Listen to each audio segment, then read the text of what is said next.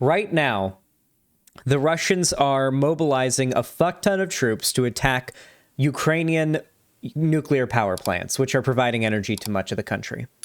Now, nuclear energy has been a little bit of a hot button issue for a while now.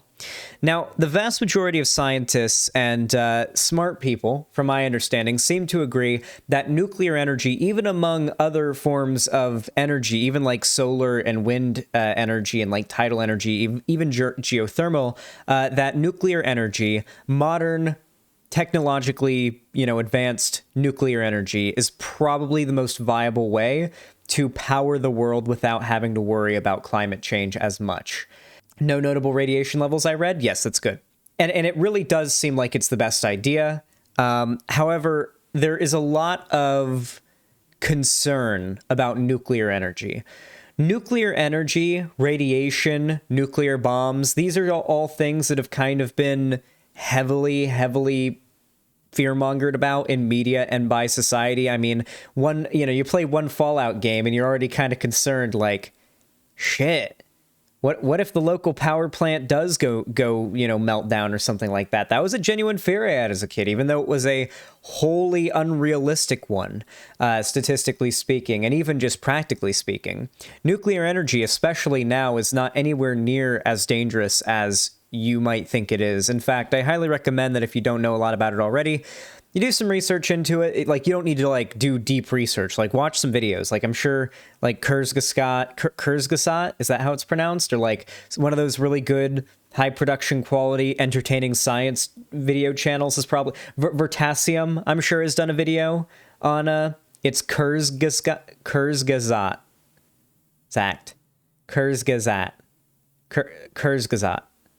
Kurzgesagt, thank you. The German Bird channel. Anyway, yes, very good memes. Highly recommend one of those science channels. However, particularly since the release of this documentary on Chernobyl, which relevant to what's going on here, people have been getting real scared about everything nuclear lately, to the extent of, I would argue, derangement.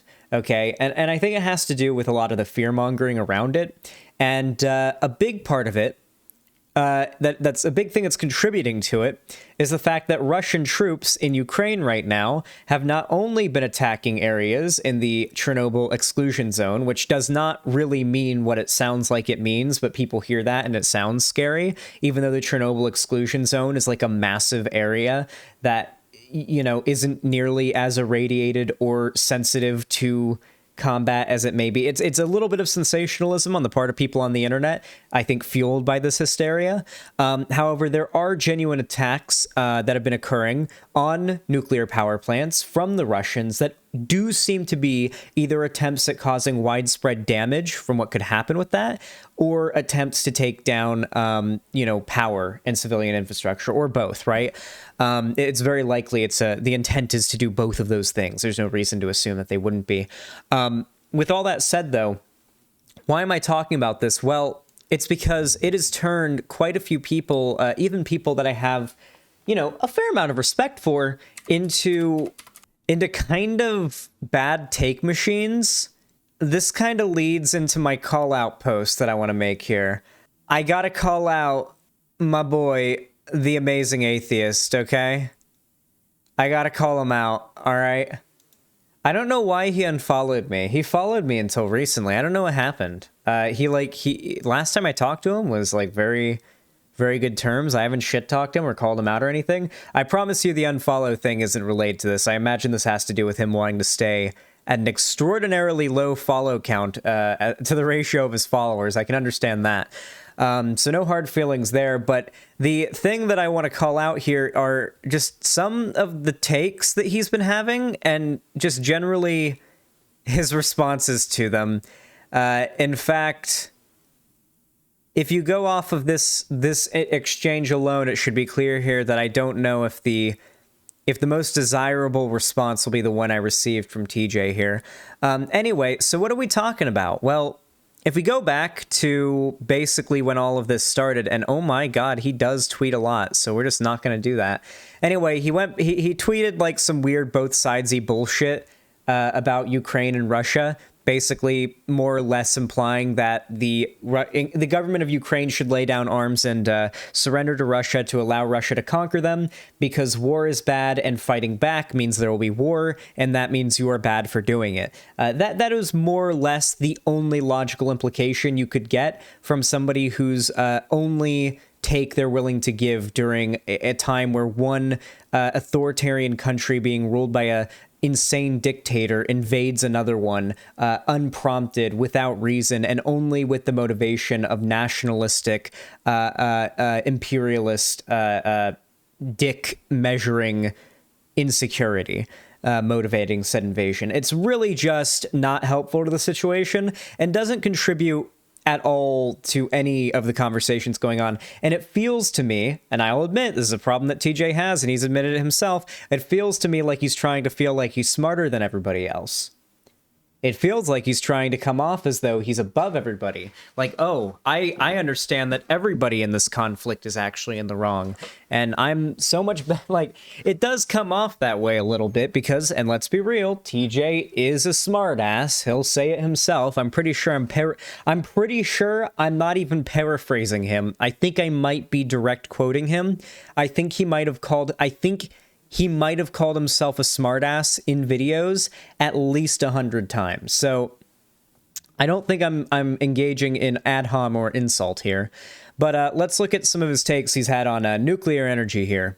Nuclear power advocates. Defending nuclear. We are an infallible scientific god race. Oh, wow. We're already starting with the shameless straw manning. If you have to, like, start your like, framing of your opposition's take with something so absurd that no human, I mean, maybe some do, but realistically, nobody who disagrees with you, at least the vast majority of people who disagree with you, don't actually believe this. Like, you have to know you're being dishonest when you start this off with such a shameless straw man, right? We are an infallible scientific god race. All problems that have happened up until this point have been solved. You are a fear-mongering idiot to question such. And then critiquing solar. The engineering problems are too hard. I don't think that's the main critique of solar. I think it seems like nuclear energy is more cost-effective. Like, don't get me wrong, like, solar energy is cool, and, like, if I had the option to, I would have a house with a roof made of solar panels, basically, to accommodate for as much of my electrical consumption as possible, and at least somewhat, minimize my electric bill. But, on a grander scale, if we're talking about a more immediate solution to pollution, it's going to be nuclear energy. If we are going to stop climate change, nuclear energy is going to be the way that we do it. There are some pretty cool advancements and investments and whatnot we've seen when it comes to renewable energy, but it just doesn't seem like there's enough national interest in it yet to pursue that. Nuclear energy seems to be cheap and easy enough that it gets the job done, and also that it is still financially and economically viable to those that have a profit incentive to maintain the status quo, to switch to that. Because something you have to consider is what we want doesn't really matter that much if the extraordinarily rich, powerful people who control industry and thus lobby our politicians see that something we're advocating for will cause them significant financial harm. That's usually not going to work out very well for the people. It never has. So with that said, nuclear energy just seems like it's probably the most plausible and most practical alternative to burning fossil fuels right now. And our top priority needs to be to get off of fossil fuels. Now, if you're worried about... Oh, and of course, he's like, here's some dumb shit. The laws of physics make solar energy unfeasible? No, that's not true. The ideal form of energy that we could get in the universe is from our sun. We're just not, like, we can't build Dyson spheres, okay? When we have the power of atoms, when we can literally split atoms and get the energy from doing that on like so easily, why not? You know, not to mention, by the way, the only reason why nuclear energy is as dangerous as it once was because of the materials that we had to use to get energy. So there are certain materials that have I'm not even going to try to pretend like I fully understand this. I am paraphrasing heavily from science stuff that I've read and watched, okay? There are certain materials that are easier to invoke a decay state that releases massive amounts of energy than others. So obviously what we use in like thorium, obviously uranium, 230, I forget which isotope it is. I can never remember the number, but yeah, like there are specific isotopes in certain materials that decay at a rate, or 235, thank you, or just exist in a state in which they have properties that make them easier for us to harness energy from. It's not because these materials are like, oh, this uranium rock is filled with so much energy that if you do the wrong thing with it, it causes a meltdown. No, no, no. The amount of energy in an atom in a rock of like uranium 235 is the same as in a piece of dirt, an atom of dirt. It's just that uranium 235, I guess the atom is like more decayed. I don't fully understand it, but what I do understand is that far smarter people than TJ and I have built systems that are put into place that, believe it or not, would allow power plants to safely shut themselves down without invoking a meltdown should all humans on Earth just disappear one day. Modern power plants, like modern ones built here in America, have the capacity to shut themselves down automatically should humanity just disappear one day. No human input needed. If they were left unattended, if things went crazy, they would be able to deal with themselves. Because it requires like certain reactants to be introduced in modern nuclear reactors to create energy. And that does require, you know, constant supply. And once that supply runs out, nothing happens. But that supply is fed to the reactant, or the reactant is fed in quite deliberately and slowly to begin with. So yeah, we don't really use uranium 238 or 235 anymore, from my understanding. I know that like thorium is a big one. I think there's something else that like has been seen as like a pretty good, you know, advancement in nuclear energy. My point is, I'm not saying there aren't concerns, especially when it comes to older power plants. And don't get me wrong, nukes and the concept of being able to split an atom and, you know, and create nuclear energy is quite worrying. I mean, hell, people who believe in the Great Filter, and I mean, you know, not like it's crazy to believe in that. I mean, it could be real. Believe that it's possible the discovery of nuclear energy is literally 100% of the time destined to doom every living civilization that discovers it. And that's why we haven't discovered any like alien species out in the stars. It's because there were a bunch of them. They all discovered nuclear energy and extincted themselves and destroyed their planets. A lot of people believe that. A lot of people think that's a possibility. And I don't think that's entirely a concern that's not worth having, but like, can we like, what good is fighting over the world if you destroy the world in the process? We need to figure out who gets to rule the smoldering ball of desolate burning shit.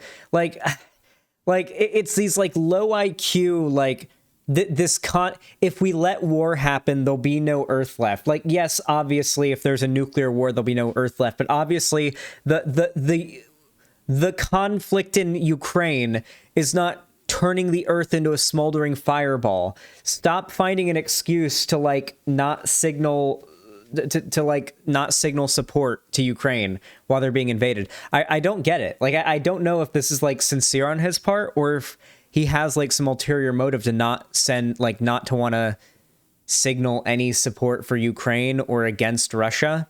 I guess here's him talking about the Batman movie. I don't know.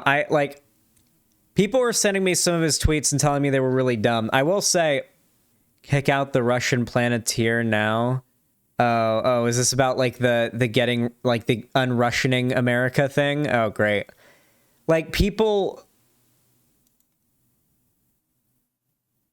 I don't know. Listen, dude, I'm not smart enough to like debate on nuclear energy or anything like that. All I know is that all the super smart people that are way smarter than me, and yes, this is an appeal to authority, but like, let's be completely real here. the average person is not smart enough to understand how fucking atoms work, okay? Listen, the way that we produce nuclear energy involves us basically tearing apart some of the most fundamental building blocks of matter in the universe, as far as we're aware. Atoms. It's a little bit of big brain stuff. So I'm going to trust the big brain people who went to school for this kind of shit when they say, listen, nuclear fission, listen, that's the opposite of fusion, which means coming together. Fission means separating. That's a science lesson right there. Fission is the opposite of fusion, and fusion is when things come together, piece together. Anyway, listen, all right, TJ, hit me up if you see this, okay? Hit me up, and we can talk about the Ukraine thing. We can talk about, I guess, nuclear energy if you want to. I think we're both wholly unqualified for that, but we can try. Anyway, if you enjoyed this video, leave a like, subscribe, ring the bell icon, follow my social media, link down below, and consider donating. Helps out the channel a lot, and I really do appreciate it when you do. Have a good one.